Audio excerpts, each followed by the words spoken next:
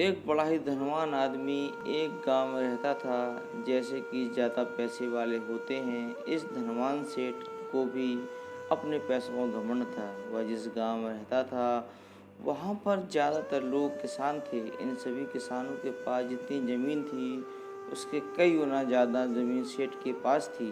कई गरीब किसान तो इसके ये खेतों में काम करते थे। इसी गांव में मोहन नाम का एक बड़ा मेहनती और सच्चा किसान रहता था। उसका परिवार थोड़ा बड़ा था।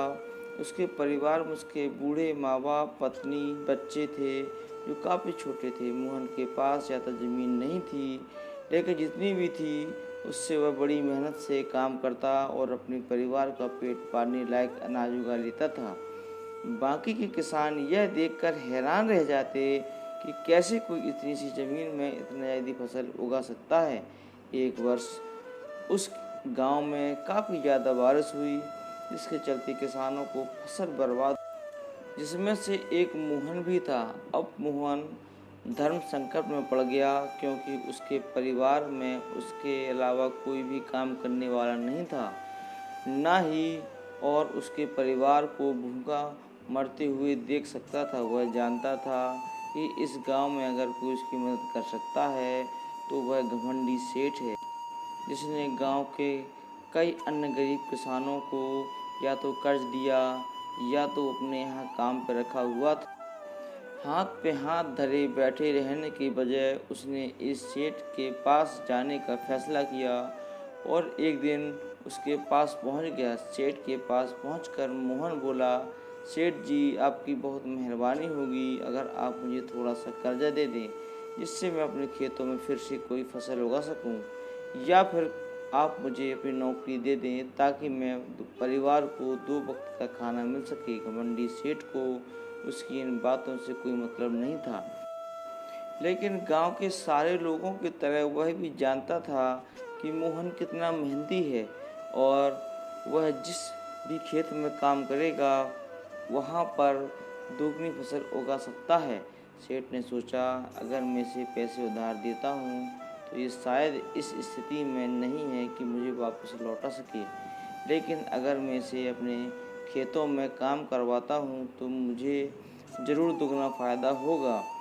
सेठ मोहन से बोला, देख भाई, पैसा तो मैं तुझे नहीं दूंगा और मेरे पास अभी खेतों में काम करने के लिए कई किसान पहले से मौजूद हैं, लेकिन तुम पर तरस खाकर मैं तुझे अपने खेतों में नौकरी दे देता हूँ, पर मैं तुझे इसके लिए ज़्यादा पैसे नहीं दूंगा। बाकी किसानों को 300 देता हूँ, मैं तुझे 200 रुपये ही दूँ पाऊँगा।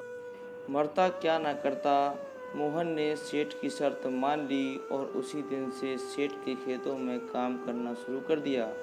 2 महीने तक नियमित वो सेठ के खेतों में जाकर कड़ी मेहनत करता और देखते ही देखते 4 महीने का काम उसने अपनी मेहनत से 2 महीने में ही खत्म कर दिया। सेठ उसके काम से काफ़ी खुश था, लेकिन वह कभी उसको यह जताता नहीं था। जब सेठ ने देखा कि उसके खेतों का काम अब खत्म हो चुका है, अगर वह मोहन को काम से निकाल देता है तो उसके 2 महीने के पैसे बच जाएंगे। तब सेठ ने मोहन को काम से निकालने का फैसला लिया है। एक बार सेठ को यह विचार भी आया कि ईमानदार मेहनती आदमी शायद दोबारा ना मिले, लेकिन फिर उसने सोचा कि जब पहले अगले साल काम आएगा तब फिर से नौकरी पर रख लेंगे।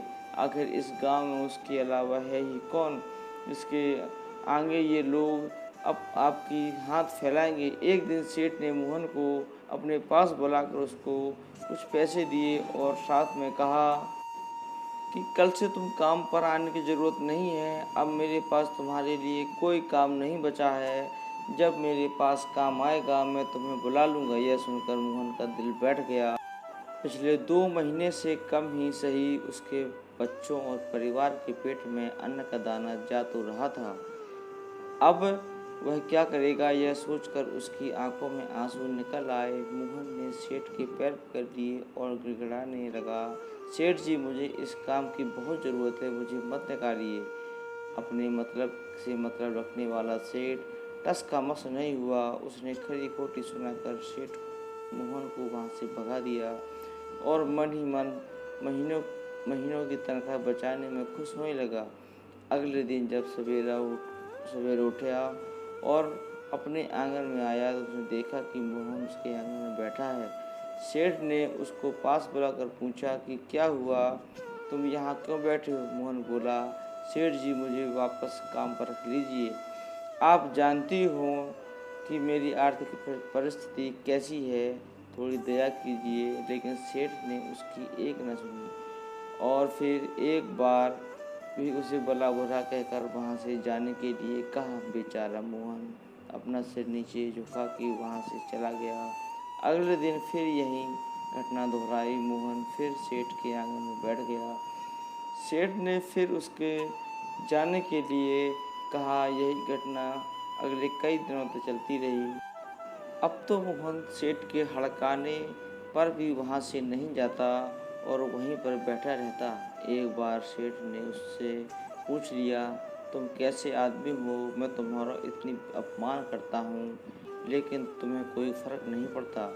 तब मोहन ने सेठ से कहा, बुरा तो बहुत लगता है सेठ जी, लेकिन जब घर जाता हूँ और भूख से बिलखते अपने माँ बाप और अपने बच्चों को देखता हूँ तब यह अपमान मुझे कुछ भी नहीं लगता। इतना सब कुछ होने के बाद भी सेठ का दिल जैसे पत्थर का बना हुआ था। उसने मोहन को अभी तक काम पर नहीं रखा और न ही उसका ऐसा करने का कोई इरादा था। एक दिन सेठ ने सोचा कि कुछ दिनों के लिए किसी और गांव में चला जाता हूँ ताकि मोहन से पीछा छुटा सकूं। अगले दिन मोहन के आने से पहले ही सेठ अपने परिवार को लेकर अपने किसी संबंधी के यहाँ चला गया और वहाँ पर 10 दिनों तक रहने के बाद फिर उसने गांव अपने वापस लौटा। घर लौटते ही सेठ ने आसपास हर जगह नज़र दौड़ाई तो पाया कि वहाँ पर अब मोहन नहीं था। सेठ ने सोचा, मेरी तरकीब काम कर गई, लगता है मोहन से अब पीछा छूट गया है। हालांकि अब सेठ के द्वार पर मोहन नहीं बैठा था, लेकिन मोहन का विचार अभी भी सेठ के मन में घर कर कर बैठा। सेठ सोच रहा था कि मोहन इतनी जल्दी हार मानने वाला आदमी तो नहीं दिखता। उसके साथ क्या हुआ होगा? क्या उसे कहीं कोई और काम मिल गया होगा या फिर और कुछ? इन विचारों ने सेठ को बेचैन कर दिया और आखिरकार सेठ को मोहन की खबर लेने के लिए गांव जाना पड़ा। सेठ को मोहन का घर मालूम नहीं था, इसलिए आस पड़ोस के अन्य किसानों से पूछने पर पता चला कि मोहन घायल हो चुका है और उसके घर पर आराम कर रहा है।